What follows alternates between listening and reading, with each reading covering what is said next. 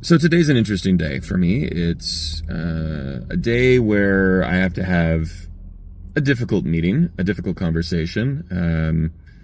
And as you know, I'm sure many of us as leaders, you have them on sometimes on the regular, maybe less frequently, depending on what your exact role is, how big your team is, etc. And this is something that's taken a long time for me to kind of become, I'm not going to say comfortable with, because I don't think they're ever comfortable. And I think it was having a mentor of mine point that out to me and say, yeah, no, they never get easier. That helped, because it's sort of, I used to get worried about being worried about it, or about being anxious about it, or getting that kind of knot in your stomach of the pending conversation. And as soon as he said that to me, then now when I have those moments, it's like, okay, yep, that's normal. That's fine. Move past it. So I guess I just wanted to kind of share some additional lessons that I've learned what works for me.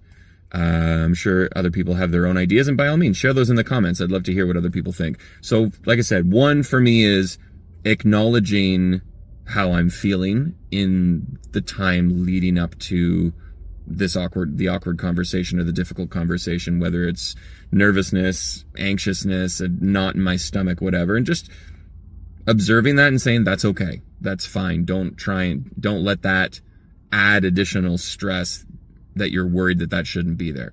So that's number one, is like, just acknowledge the pain, I guess, for lack of a better way of putting it. Number two, for me, it's arming myself with as much data or information as I can put together related to the conversation. Talking about generalities or, opinions, things like that invites further confrontation. It invites arguing. It invites counterpoints, or they're things that you just can't necessarily back up in a concrete way. So the more hard data, facts, numbers, whatever you want to call it, that I can have at my disposal and well organized, so that I can walk through them clearly, and there's no gaps in it, no question points to go, well, that doesn't actually make sense, or whatever the case may be. That's really important. And I often find that once I have that information and I understand how I want to present it, that usually settles some of that nervousness and anxiety that comes with that. And then the last key thing, maybe not the last key thing, another big one is, once I go into the meeting, there's zero emotion about it. It's simply, here's a problem, here's why, we're going to talk about it. And maybe the other party gets upset, maybe the other party gets anxious, or starts to react in different ways. And my goal is always even keel.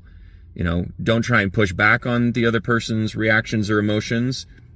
Acknowledge them. Yeah, I can see you're upset. I understand that. I would be if I was in your shoes too. Comments like that are validating their response is never a bad thing. But for me, it's like even keel. Even if I'm refuting something or shutting something down, it's done without emotion.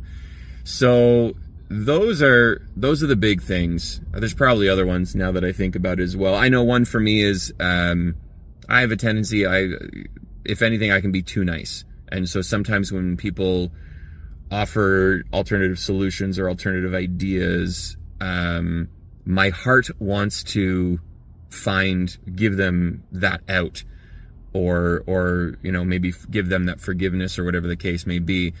And it's not about being a jerk. It's just about understanding the bigger picture. And it's not about being emotional. It's not about being a nice guy or a bad guy. It's just, so I guess it's having clear understanding of, what are go, no go boundaries, or what am I willing to concede on, but where are the hard lines that there's no budging there, and recognizing that in myself, that, hey, don't be, you don't have to be a jerk, but you don't have to be the super nice guy either. Just keep it factual.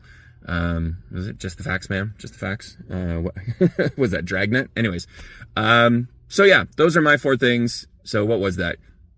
Acknowledge the pain, pull the information together, keep emotion out of it, and acknowledge your own weak points and be aware of them. I hope that helps. Hopefully it'll help my conversation go well today.